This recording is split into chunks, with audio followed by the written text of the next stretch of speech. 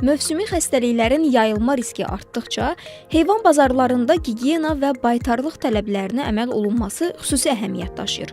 Azərbaycan Qida Təhlükəsizliyi Agentliyi bildirir ki, bazarlarda müxtəlif mənşəli heyvanların bir yerdə saxlanması və qaydalara riayət edilməməsi infeksiyaların yayılmasına səbəb ola bilər.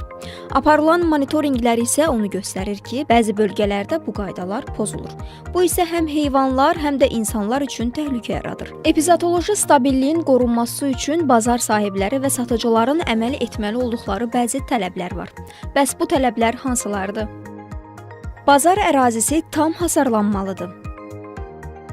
Giriş-çıxışlarda dezabaryerlər olmalıdır. Ərazi mütəmadi təmizlənib dezinfeksiya edilməlidir. Heyvanlar yalnız baytarlıq sənədləri ilə qəbul olunmalıdır. Satışdan əvvəl heyvanlar identikləşdirilməlidir.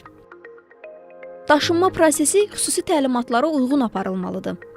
Baytar həkim nəzarəti daimi olmalıdır. Unutmayaq, sağlam heyvan, sağlam qida isə sağlam insan deməkdir.